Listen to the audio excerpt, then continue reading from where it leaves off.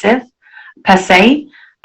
When a lesion grows rapidly, you're having interrupted growth, so you're having more aggressive type periosteal reactions such as hair on end, spiculated, that lamellated or onion skinning type of periosteal reaction.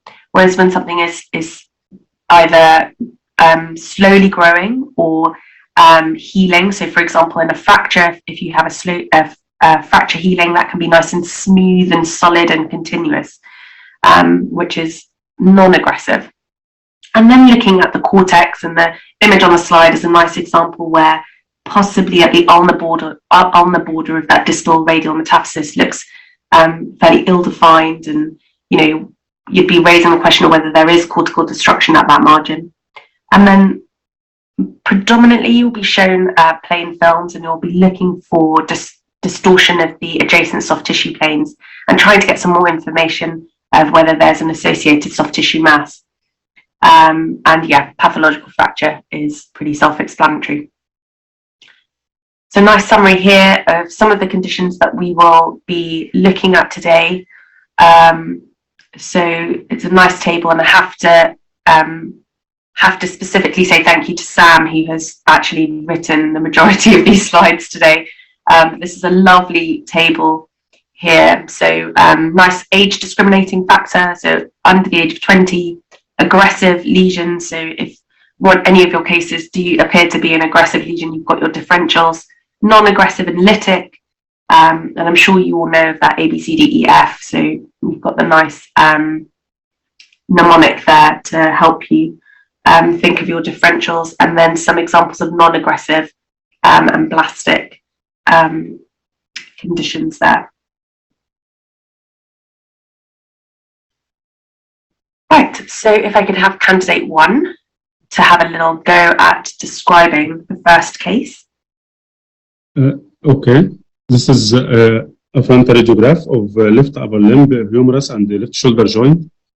I see there is in the proximal of the left humerus, there is bony lesion showing a lucent bony lesion with well-defined sclerotic margin. In this view, I suggesting this is projecting from the bone. It is narrow zone of transition. I need another orthogonal view to more visualize the other view for the bone. In the other view, however, in the right side, not clearly it's masked by the scapula. However, I am going with non-aggressive bony lesion, as I see narrow zone of transition, and the cortex appear to me be intact.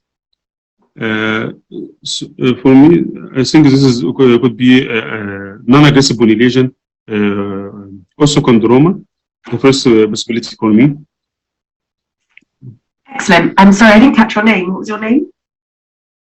Candidate 1. Candidate 1, lovely. Okay, so that was a really nice description, excellent description. I like that you ended on whether you felt the lesion was non-aggressive or aggressive. If this plain film landed in your reporting pile, would you be, with the clinical information given that this patient has pain, would you be suggesting anything? If the patient have pain, I suggesting there is a malignancy change of osteochondroma. I will review if this patient has MRI before to see the cartilage cap thickness. If this is more than 1.5 centimeter, I will going with chondrosarcoma transformation of osteochondroma. I was also to rule out soft tissue change for this advanced for the patient from osteochondroma benign to the chondrosarcoma. Okay, great. So if I show you the MR here, and you correctly identified this as an osteochondroma, you can see that medullary continuity within the lesion. You talked a little bit about the cartilage cap. And yeah, you're right. So you're looking for anything over about 1.5 centimeters in adults. It varies in children. I think it's more of a clinical you'd be guided a little bit clinically. Is there anything that you wanted to mention on the MR? MR in the this T1 sagittal view, I see it is this is a bone. Thickness of cartilage cap is for me in my T1 sequence. It is continuous, no measurement in the set of the image. In the stair view, I see some high signal. Some high signal in the sketches of the bony lesion, other than the cap. For this one. So I think this could be a cause of the pain for the patient. Until for me now, I didn't have the measurement clear for me. So I'm keeping with the osteochondroma as no soft tissue. Yeah, good. Sorry, it was breaking up just towards the end, but yeah, so osteochondroma, I know that you can't measure it, but it's not more than 1.5 centimeter. So just a little summary about osteochondromas. You can get many different types, but usually you want to see that corticomedullary continuity with the kind of, as described inside, parent bone. When you're looking at the cross-sectional imaging, it's really important to assess for any mechanical complications. So if someone is presenting with pain, it may be that the osteochondroma is compromising, say, an adjacent neurovascular structure. And as candidate 1 correctly identified, that you would want to look at the cartilage cap and any marrow abnormalities. So there are kind of other associations when you have multiple osteochondroma. It's known as multiple hereditary exostoses. And here's a lovely example of a patient with, you can see lots of different types, so broad-based, sessile, pedunculated osteochondromata throughout their limbs. This is an autosomal dominant condition, and again, you would be assessing clinically for any pain or mass enlargement. I think that there's a very low incidence of transformation, around 1 to 2% to chondrosarcoma. Candidate 2. Yeah. You'd like to have a go at the second case? Yeah, so I'm given with the frontal and radiograph of the right hand of a skeletally immature patient and corresponding lateral image of the middle digit.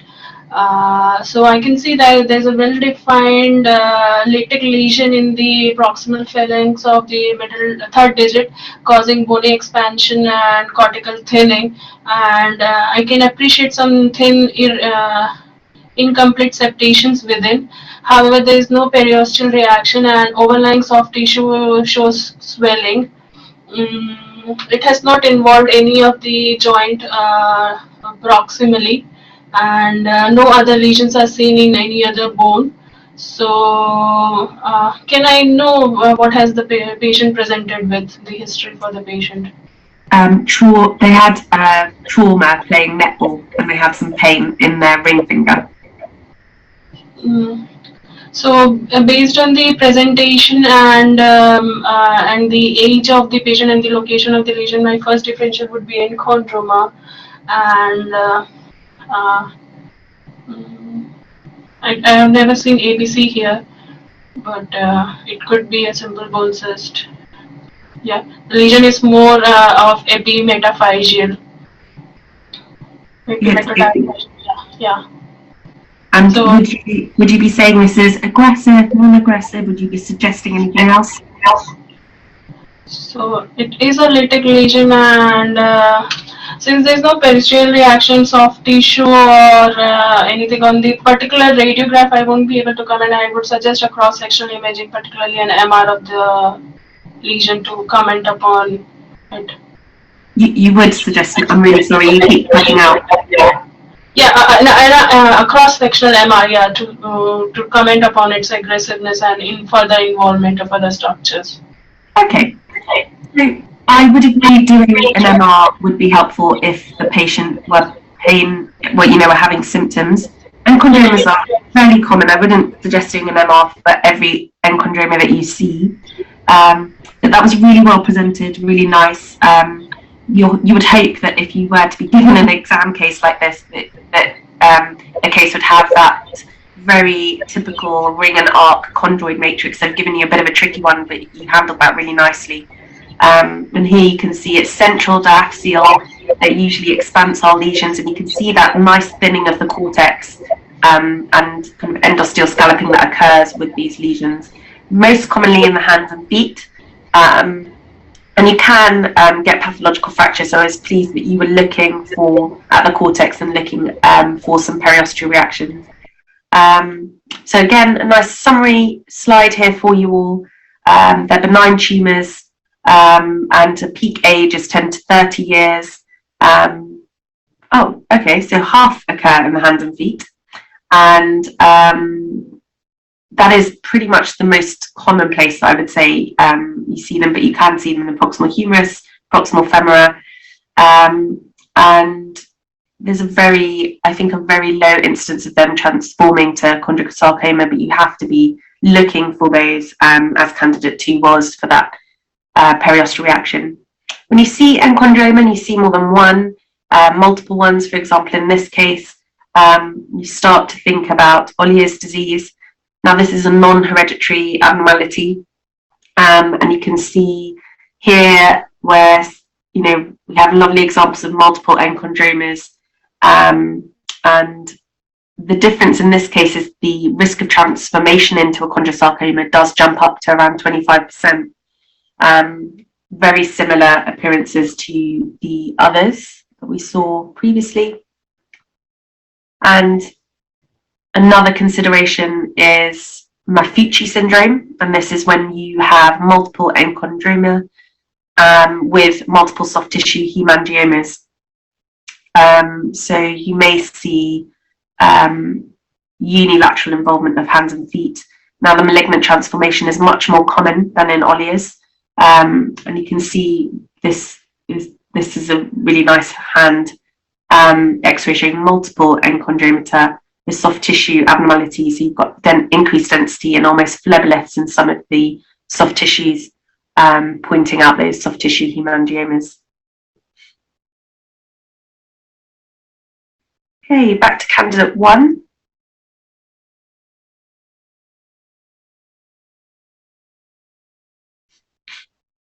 Okay, sorry. This is an EV radiograph of knee joint of immature children. I see there is lytic lesion in the proximal metaphysis of tibia, exenteric. There is no of transition.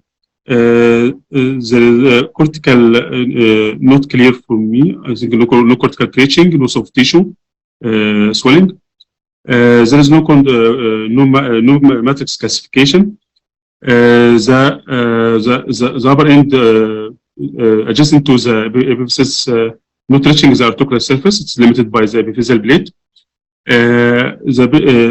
There's I think there's fine internal septation.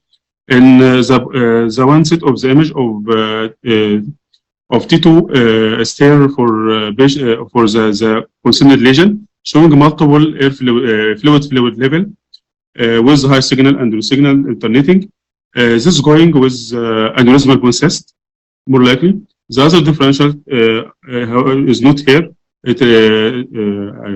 Telangiectatic osteosarcoma. However, this is a lesion concerned more with the bone expansion and do not has pre-ossea reaction. It is non-aggressive bony lesion. It is aneurysmal bone cyst. Excellent. Really nice description and summary. You've pretty much stolen everything on my next slide, so well done. This is an aneurysmal bone cyst. They're usually lytic, expanded, eccentric, tend to occur within the metaphysis, but can expand into the soft tissues. And you can see on the axial image here, we have a trace of periosseous edema. They tend to be well-defined, thin sclerotic margins. and see the characteristic fluid levels as demonstrated on this axial image. I was actually always taught by one of my consultants that ABCs tend to occur in the presence of another lesion. They rarely occur on their own.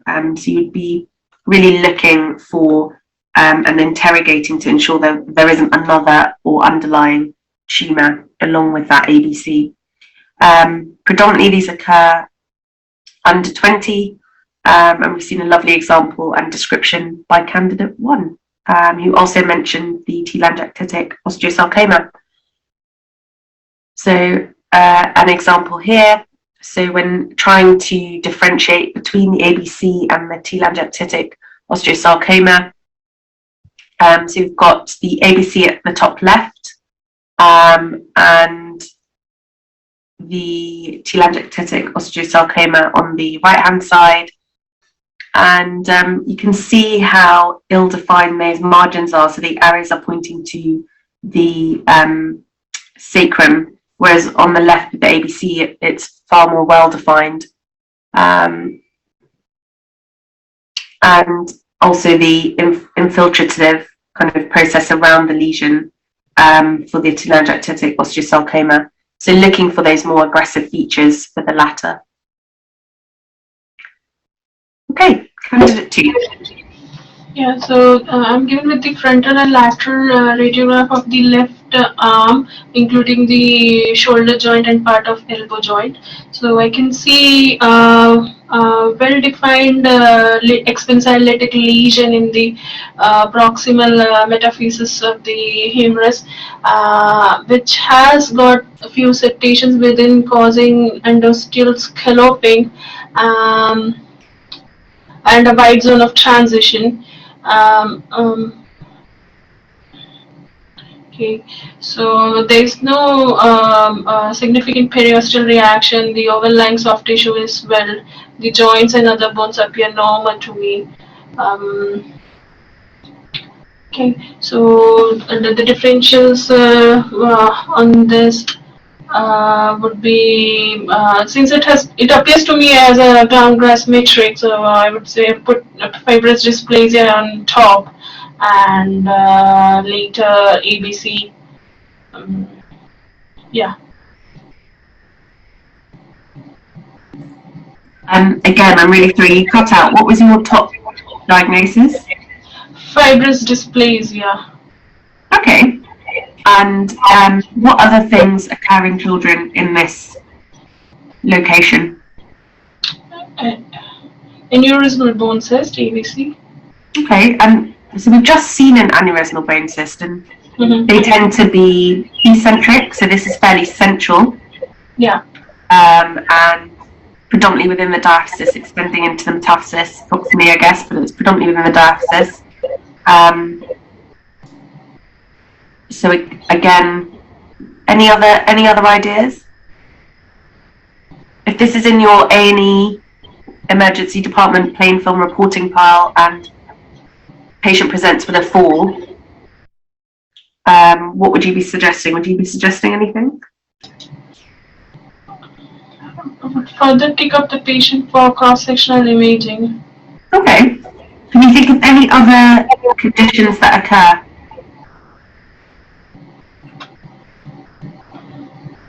In this region? Don't worry if not. If I show you an MR? Yeah. So the PDFS image. No. Yes, the PDFS image shows the lesion to be showing me the blood fluid levels and is hyperintense on T1. And again, there's layering in the actual PD fat site images. So could it be I'm not sure, could it be a brown tumor? Okay. But it's showing me the fluid levels, so my differential of bone cyst is on the top. Simple bone cyst. Okay, simple bone cyst. Okay, good. Okay, so I think this is a tricky case. You tackled that really nicely. The key features are I guess it's intramedullary. The one that I've shown you has actually fractured before, which is why you're seeing on the plain film. Yeah, the lateral cortex. You can see that it's fractured before within the proximal part of the lesion. And that's why I think it gives that kind of fibrous dysplasia appearance. But most importantly, in a child of this age, in this location, with some of those characteristic findings of a unicameral or simple bone cyst. Now, the layering actually suggests that they've had a previous fracture. The plain film and the MR don't show an acute fracture, but that layering within the lesion, nicely picked up by candidate 2 from the axial imaging particularly, you can see that there has obviously been some hemorrhage within that. So a nice summary slide here. Again, these are benign lesions. They can look complex, particularly if they've had previous trauma and fracture. 85% occur in the first 2 decades, and usually they do spontaneously resolve. Some of them do require treatment, and they decompress them, bone graft them, particularly if they've had fracture. It's very, very common sight. So in the proximal humerus, at least 50%, and 25% in the proximal femur. So as the child grows, they tend to move away from the physis. So you can see there's a fairly long lesion. And someone has also mentioned in the chat, you get that pathognomonic fallen fragment sign when they do have a pathological fracture through the lesion. Candidate 1. Okay. This an EP and the lateral radiograph of the left knee. There is a lytic lesion in the proximal metaphysis and extending to the epiphysis of the tibia. The lesion is showing partially in the lower part, narrow zone of transition. There is also a fine trabeculation inside. This is extending to the articular surface. In this mature bone, I will go in with giant cell tumor. I don't see any fracture of surrounding cortices. I don't see any soft tissue mass. So this is a giant cell tumor for the patient. Okay, good. Can you talk to me a little bit? You said narrow zone of transition. Can you talk to me a little bit about the lateral border of the lateral margin of the lesion? The lateral margin of the lesion is not sclerotic. There is no sclerosis surrounding it. However, I see partially sharp or partially irregular. It's defined partially. So is this confusing to be as narrow zone of transition here in the lower border of the lesion? Okay. Here. And what do you think about the cortex of the medial proximal tibia? The medial proximal tibia. In the EP view, I don't see cortical breaching. Not clear cortical breaching here. No, I think there is some, but it's not definitive process reaction. It's not clear for me. Okay. But however, in comparing the medial aspect of the lesion of the cortex in comparing to the lateral part, lateral cortex of the tibia, I think it is there is a thinning. Could be there is some thinning of the cortices in the middle aspect here compared to the left side lateral aspect. So do you think this is aggressive or non-aggressive? This for this affection of the medial cortex, I think is going with aggressive bony lesion. I'm sorry, you cut out. Aggressive or non-aggressive? Aggressive. I think you will go with aggressive. Okay. What in particular are the features that you're citing for it being an aggressive lesion? Aggressive bony lesion. Usually, I have a wide zone of transition. I have Breuer reaction, marked Breuer reaction. I see if there is soft tissue mass or swelling, considered for the pathology. No, so in this case, what features are you seeing that makes you think this is an aggressive lesion? It's worry for me is the middle aspect of this lesion. However, it's not clear. It's not clear to be. Okay. Well done. This is a GCT. So I think this is a really nice example. It's lucent. They don't tend to have sclerotic margins. So actually, that's a nice discriminator. So it's a lucent lesion with no sclerotic margin. They tend to predominantly occur when in skeletally mature. So when we were talking about the previous case of the unicameral or simple bone cyst, you know, that was a pediatric case with open physes. You don't tend to see GCTs in skeletally immature patients. Now, the candidate one correctly identified there is some thinning, but actually there's some periosteal reaction along that medial border of the proximal tibial metaphysis, which is slightly concerning. So the GCT itself can be locally aggressive, and it's important to look for some of those aggressive features. 75 to 90% occur in the long bones, predominantly in older people, so 30 to 50, and they originate in the metaphysis and extend to the epiphysis and often abut the subarticular bone. They are generally eccentric, with no sclerotic margin, and are, you know, the words narrow zone of transition, I find using zone of transition a little bit confusing. I prefer describing lesions as well-defined or ill-defined, but I understand that's a personal preference. So they tend to be well-defined, and you very rarely tend to see them as lobulated or bubbly lesions, and they are associated with some genetic syndromes as suggested at the bottom of the slide. Differentials, as you can see on this slide, for GCT is chondromyxoid fibroma, but as you can see in this slide, an example, you can see that sclerotic margin, and it appears a little bit more lobulated than the previous example of the GCT. There's a little bit more of a wider range, age range. So you tend to see these predominantly within the second decade of life.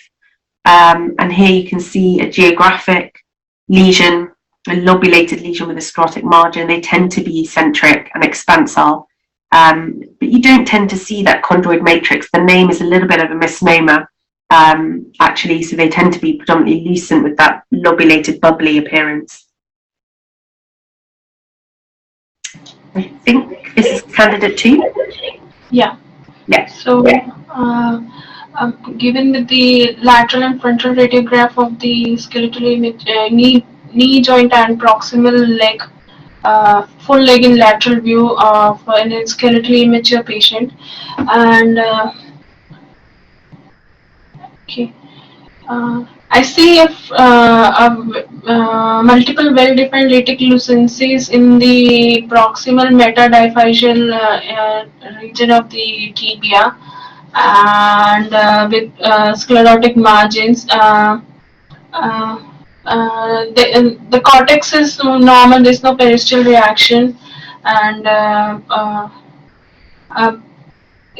the tibial epiphysis appears to me a bit ballooned up on the also the medial femoral epiphysis.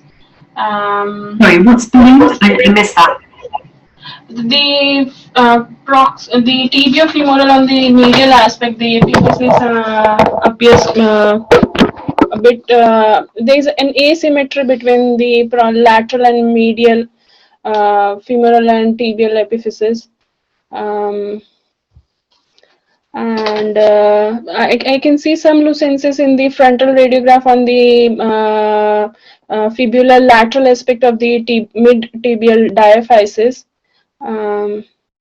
The recording has stopped. This meeting is being recorded. The lesion shows sclerosis, well-defined sclerosis in the frontal radiograph. So this is a mixed sclerotic latex lesion in the mid-diaphyseal, metadiaphyseal region of the tibia, with some asymmetry in the knee joint, and bowing of the frontal bowing of the tibia.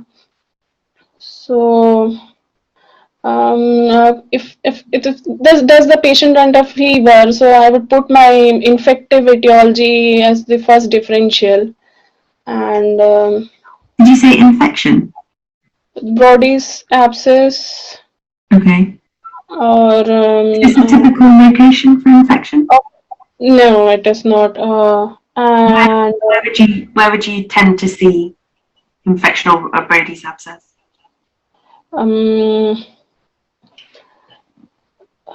Why did I say Brody's? It would be more of tibial metaphyseal, distal tibial metaphyseal, or proximally. Could it be? Cannot think of a mixed sclerotic lytic lesion in an skeletally immature patient and child. So don't worry about what the diagnosis is. Okay, I just don't worry if you don't know what this is. I'm not concerned by that. I'd like you to concentrate on whether you think this is aggressive or non-aggressive. So it has caused a bowing of the tibia. Had the patient inherit the skeletally deformed bone, I would say the lesion is non-aggressive, because I cannot see any periosteal reaction, soft tissue swelling, or Okay. there's a narrow zone of transition. I can see the inferior lateral borders, inferior medial borders, Yeah. superior borders. Yeah. Yeah. Good. Okay. So you're not seeing any aggressive features. You don't know what it is, and that's okay. That feels uncomfortable, but that's okay. You're trying to develop a safe framework. So when are you worried and when are you not worried? You're not really worried. You can see that there's bony deformity, there's bowing of that tibia. And actually, if you look really hard at the anterior cortex on the lateral view, can you see anything along the anterior cortex? Yeah, I see a lucency. So I was worried whether there's a fracture because of the sort of torus or something buckling sort of. Okay. Yeah, lucency. And also I can appreciate maybe it is an overcalling in the distal tibial epiphysis. I could see a thin linear lucency. Okay. So we're thinking that the patient may have had a previous fracture. Mm-hmm. Does the MRI help you at all? Yeah, so now the lesion has overgrown its origin and extended a bit into the soft tissue with an exophytic component, and it's T1 hypo and mixed intensity on T2, with subtle edema on the medial, but I can see the lateral cortex to the fibula. I can see it well defined, but the medial cortex is encroached and destroyed. And so actually, do you mind if I stop you? Is that okay? Actually, the cortex is thickened. You have what looks like endoscalloping. Yeah, sorry. Yeah, no. Yeah, T1, I can see the cortex well defined. It is basically growing into the cortex. So, osteoblastoma would be my differential now. Sorry, what was that? Osteoblastoma, but it's not a typical location for it. Is it a diaphyseal and cortical osteoblastoma? Okay. Yeah. So there are a few things that you can get in the tibia, and they're tricky. So in a pediatric population, we're thinking about osteofibrous dysplasia, fibrous dysplasia. This is a nice example of osteofibrous dysplasia. It has that mixed density. You have that nice sclerotic margin with a slightly fibrous component internally. There's no real aggressive features that the patient did have previously, a pathological fracture. We could see that nicely in candidate 2. It described that really nicely, where there was thickening and a linear lucency within the anterior cortex. Around 50% of these occur under the age of 5. They tend to occur within the diaphysis, and you do have that nice sclerotic margin generally. It's very difficult to differentiate osteofibrous dysplasia from an adamantinoma, but the age does help to be a discriminator in those cases. These tend to go down to the bone tumour centres and have biopsies, but there's nothing really that aggressive on the plain film. It was really trying to see that evidence of the previous fracture and trying to link that maybe the pain may be coming from that. Candidate 1, on the same theme. Okay, I see this is an radiograph of the femur. I see there is wide expansion of the intertrochanteric region and the proximal shaft of the femur. There is a ground glass delicacy of the medullary cavity with expansion. There is no cortical breaching. The upper end showing clear edge of the pathology. The lower edge is continuous, not ill-defined, no soft tissue mass. I will going with in this region. I will going with fibrous dysplasia, more likely for me. Also in this region, also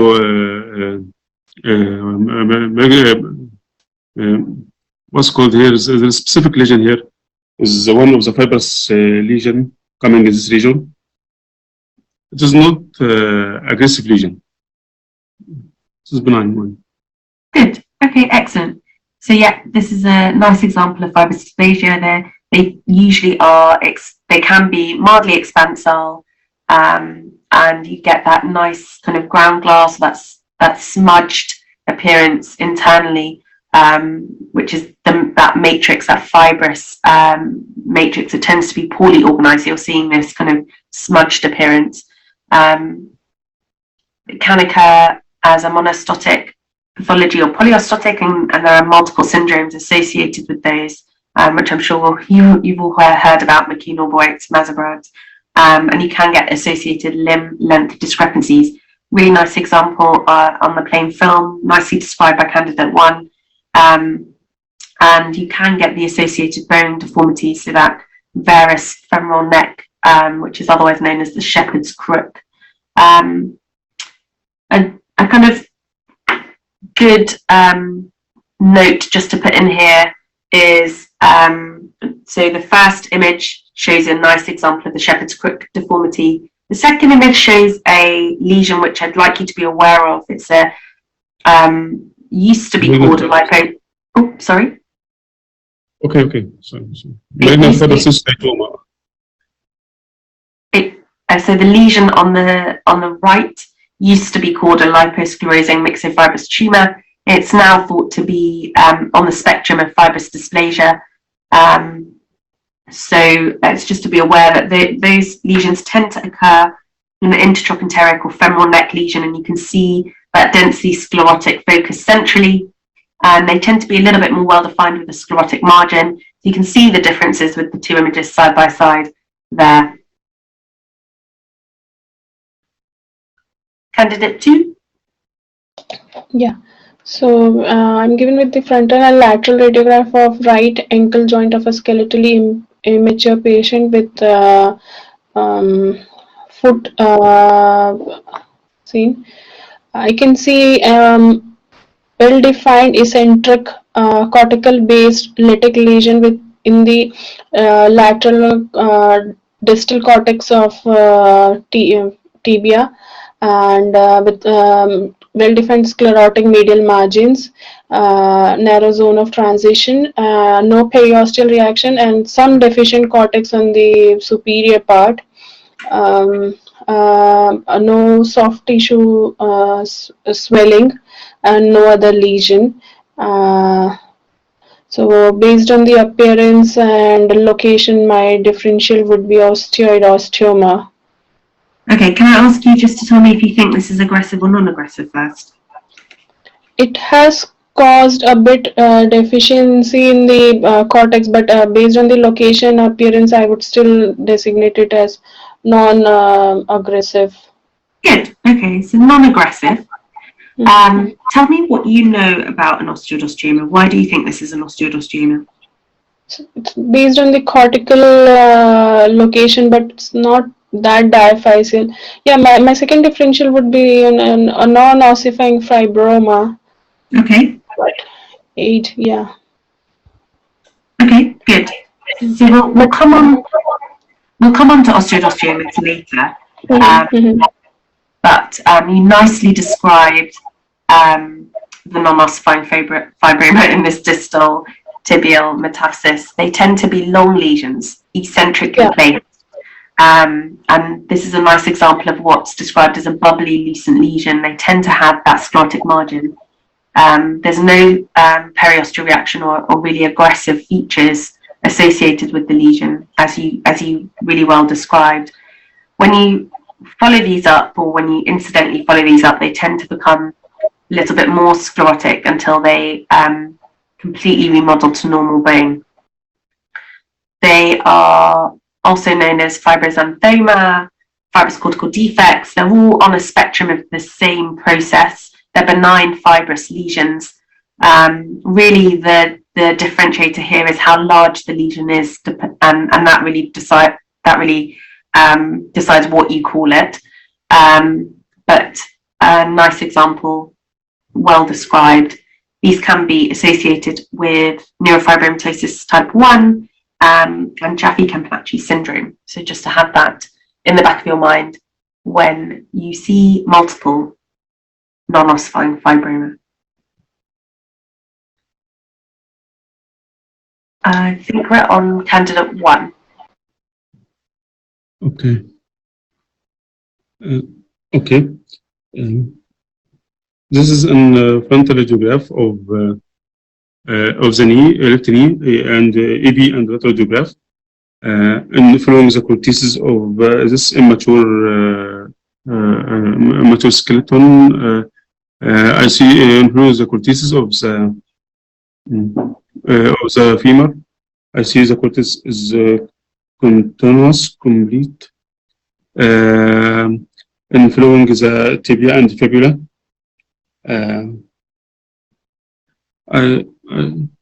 The most worrying for me is there is in the right medial condyle of the femur, there is a rounded lucent lesion in the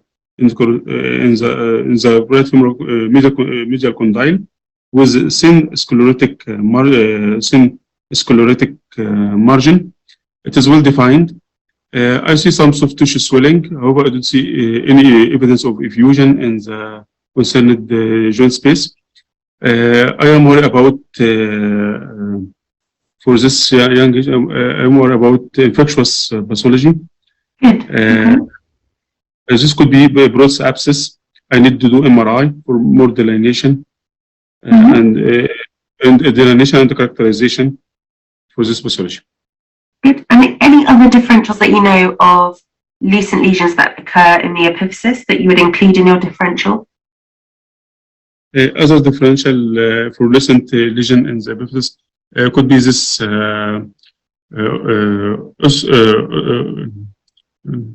what's called chondroblastoma for this region in the immature skeleton. Excellent. Yeah, excellent. Well done. Nice description and really good differential, like sensible differential there. So this is a chondroblastoma. They tend to be tumours arising within the epiphysis of skeletally immature patients, and they generally affect the age group between 10 and 25. They tend to be really well-defined lucent lesions with thin sclerotic margins. And the differential really to be aware of here is the clear cell chondrosarcoma. It's a very rare low-grade variant of a chondrosarcoma. It also arises within the epiphyses, and really it's only the kind of discriminator here is age. And this is just to show you an example of what that would look like. So the plain film, you can see that fairly similar lesion really. If you have an AP radiograph, this patient is 35. And you can see that well-defined lytic lesion with the sclerotic margins, just as we did in the case before. And actually, this lesion was picked up incidentally. The non-contrast CT in the top corner has an arrow pointed to the punctate calcification, which is the internal matrix of the lesion. It's really well-defined. You can see that surrounding sclerosis. And then the MRI images at the bottom, just, once again showing that this is a really well-defined lesion with a thin sclerotic rim. And this was proven to be a clear cell chondrosarcoma. Candidate 2. So I'm given with a frontal radiograph of the pelvis of a skeletally immature patient with a gonadal shield on.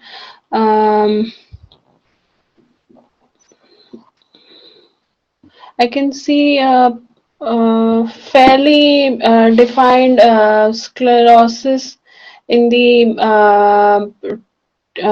right proximal metadiaphyseal region of the eccentric cortex, and some lucency in the neck of right femur towards the trochanter.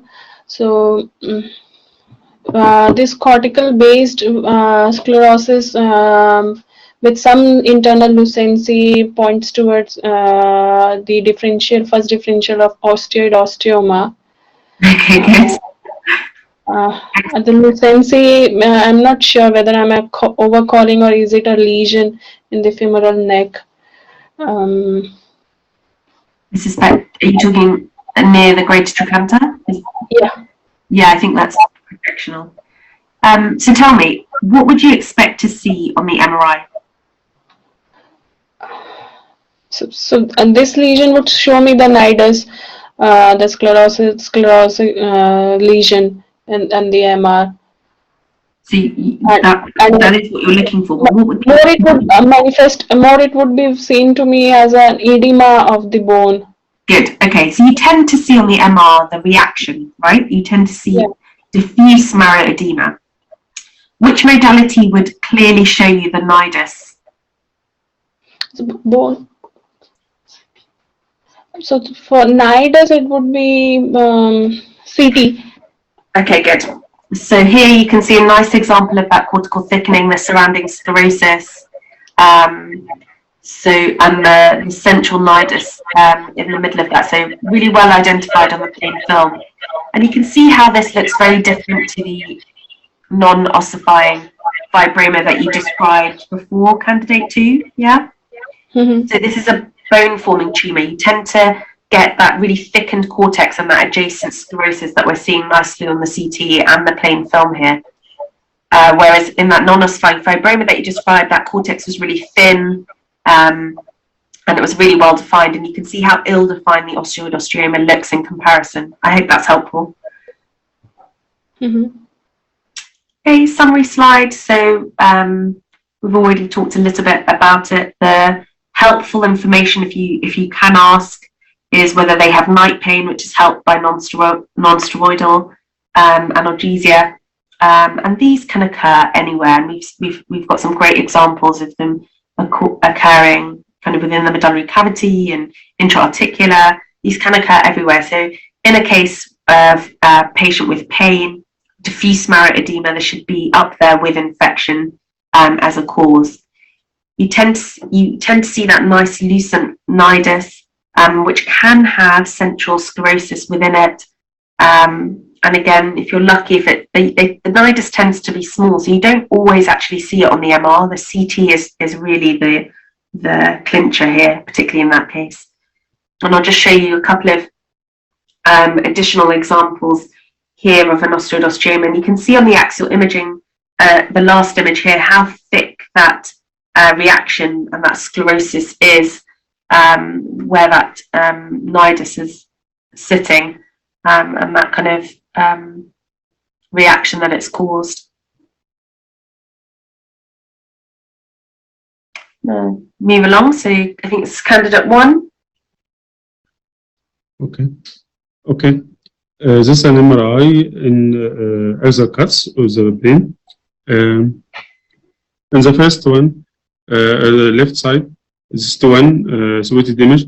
I see there is right frontal midline extra-axial extra-axial I think hypo-intense well-defined mass.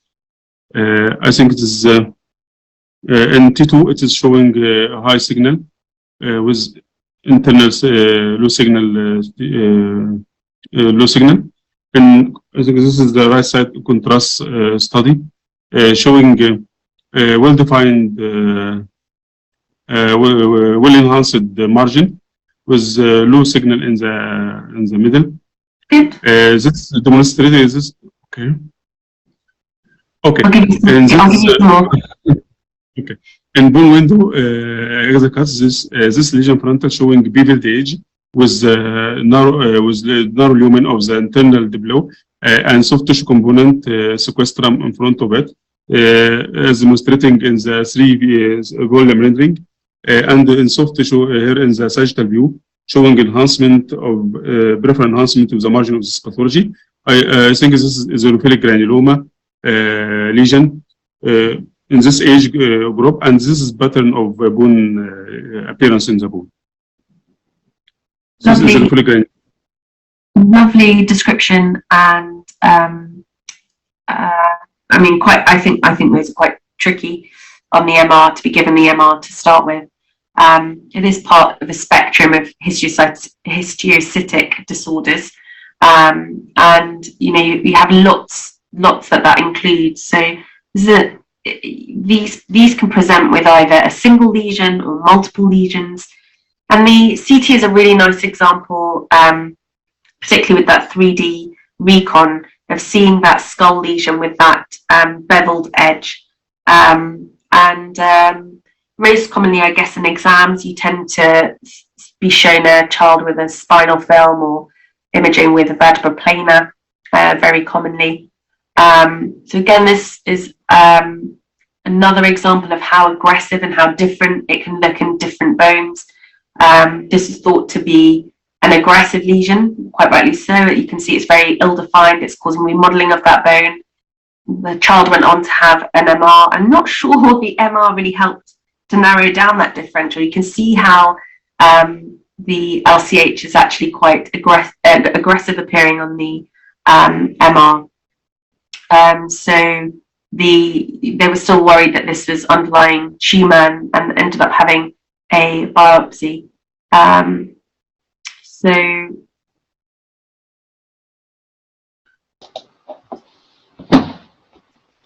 going to move on. Candidate 2.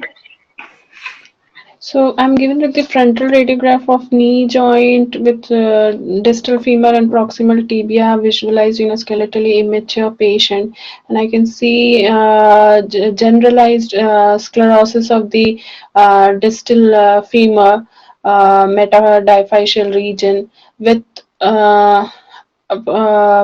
a band-like I can see a lucency running beneath the cortex and the sclerosis of the femur in the diaphyseal region, and rest epiphysis and tibia fibula appear normal. Soft tissues appear normal to me. So based on this sclerosis of the metadiaphyseal region, my differentials would be. Before you get to differentials, can I stop you and just think about whether you can see any aggressive or non-aggressive features on the clinical? I am not able to differentiate whether this is a lucency beneath cortex or is this a periosteal reaction. So I would say it is a periosteal reaction and attribute towards the aggressive feature of the lesion. Okay. Is there anything that you would like to know about this patient before you start to give a differential? Perhaps lab parameters would help. Biochemical values of phosphate, calcium, or lead toxicity. Okay. Why? What are you thinking? Yeah. Based on the periosteal reaction, my differential was of an osteosarcoma first, but then I was thinking if at all it is a metabolic disease of lead toxicity or It's quite focal for metabolic cause, isn't it? It's yeah, not affecting the, say, yeah. tibia or So fibula. and then osteopetrosis, but If I told you that this is the patient's brain imaging, so would I you? see a fourth ventricular mass and then um, solid cystic lesion here, and is it neurofibromatosis? Some No. form of phacometal, no, the orbit is involved. I see a lesion of orbit cavernous sinus. I see a lesion in intraparenchymal basal ganglia too, and medullogerminoblastoma penio and NF tuberculosis. Do you think that the lesion in the brain looks aggressive? How does that link to the lesion in the bone? If it were an adult, what would you be thinking? Is it a lymphatic?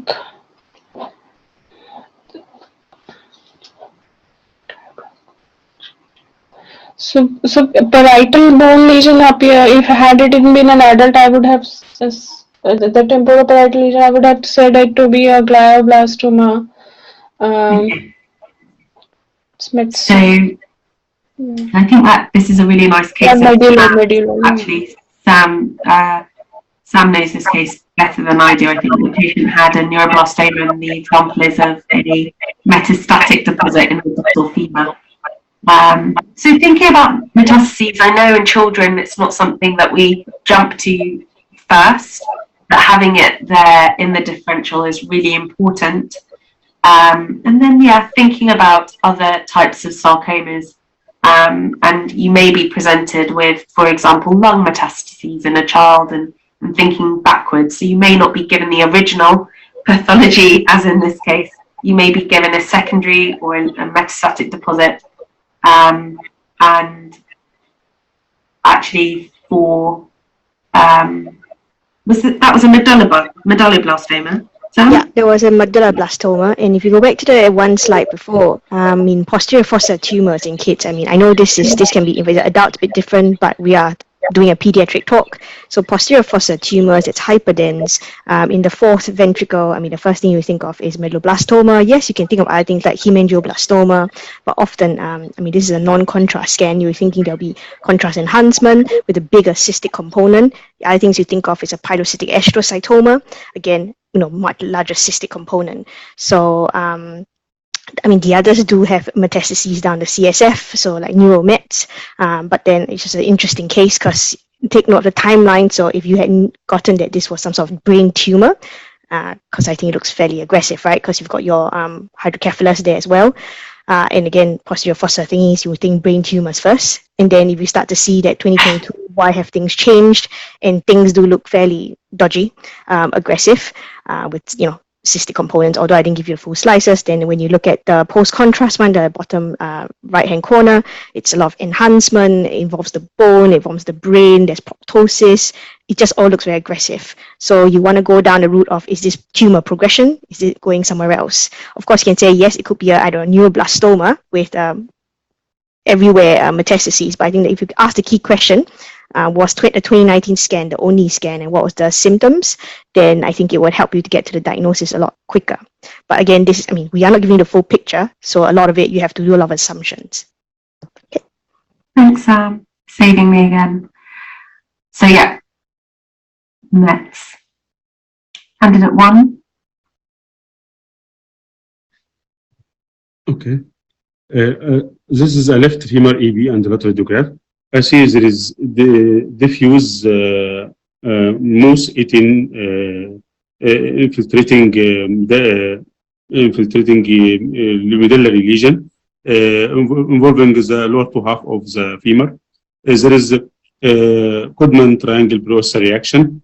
There is also I see some in the matrix in the medulla. There is denoting sclerotic osteoid matrix, as well as soft tissue close to the bone. And this is young, this child.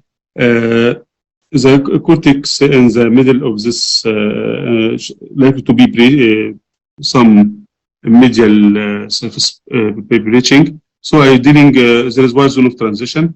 I dealing with aggressive bony lesion. In this age group, I will going first with cerebral pathology, also sarcoma, owing sarcoma, and also myelitis.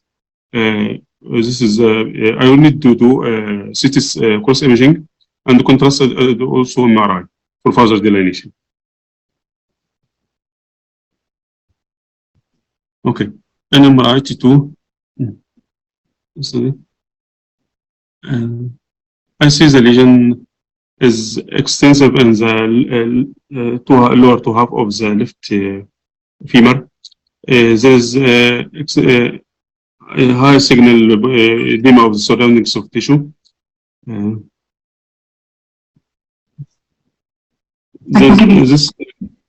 Okay.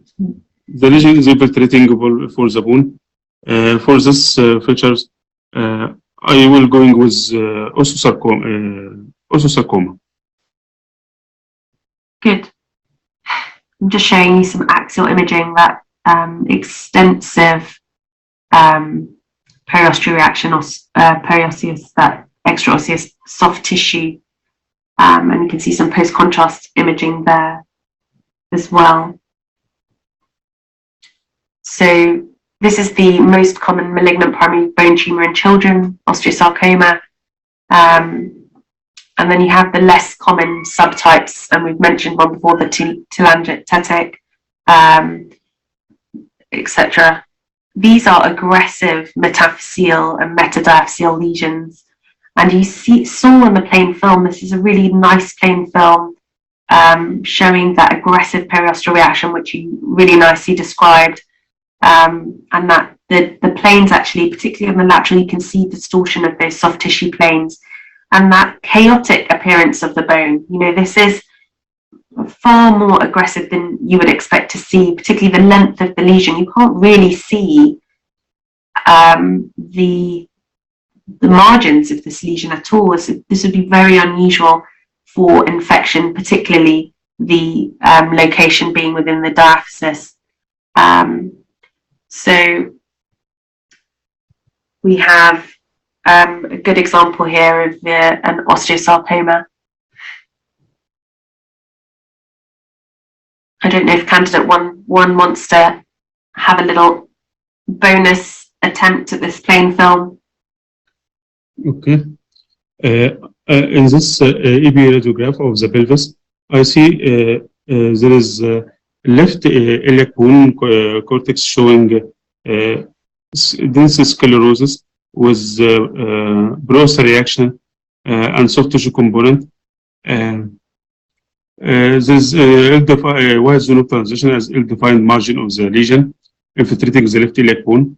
In this region and for this area, I'm going first for Ewing sarcoma. Would be how was this? It was Ewing sarcoma. I see in the MRI study there is big soft tissue mass surrounding the iliac bone lesion, and the iliac bone lesion is extensive in the intramedullary. So this suggestive as big soft tissue mass and the selection. I see suggestive Ewing sarcoma first. Second is suggesting Ewing sarcoma. First osteosarcoma. Second osteosarcoma. Yeah. Yes, it was just another example of an osteosarcoma. It was just a nice plain film. It was in a GP reporting pile. Patient presented with left hip pain, and you can see how much the plain film hides. This is the plain film. This is the abnormality, and how extensive the abnormality is on the MRI. It's terrifying how much the plain film can hide. Candidate 2. Yeah. Given the frontal and another projection of the left shoulder joint, and can see in the distal end of clavicle and humeral head shows. It's probably the axillary projection. Okay. In the axillary projection, I can see a lytic lesion in the distal end of clavicle and the humeral head, and also in the spine of scapula. But on the frontal projection, I see an increased density overlying the scapular, the glenoid, humeral, and the shoulder joint is not well. This glenohumeral space is not well visualized, and an increased density is seen in that place. More of soft tissue etiology I'm suspecting, and for further comment I would go for a cross-sectional imaging. Looks like an aggressive lesion, probably involving both soft tissue and bone. Would you do a CT or an MRI? You said cross-sectional. MR.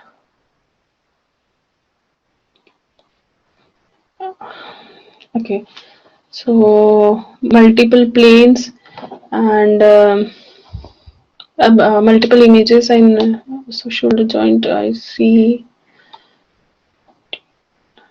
So there is a soft tissue lesion.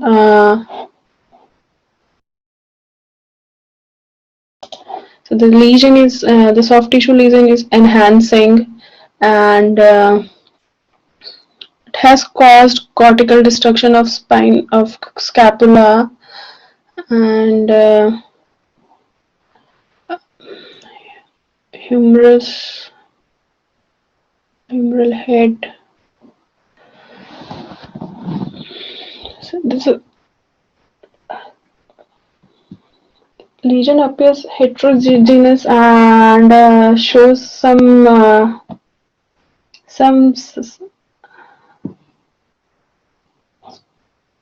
cortex.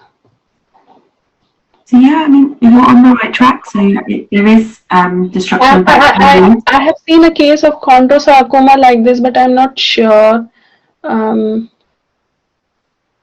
So this is the second most common primary bone malignancy in children after an osteosarcoma, and actually the Y view, and it has caused cortical destruction, and I see some pooling of contrast within. The lesion is quite big and involving multiple muscles around.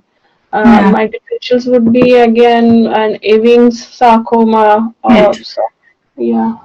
Excellent, good. And part of assessing any bone tumor, particularly Ewing's, what would you be what's the next step? What would you be doing?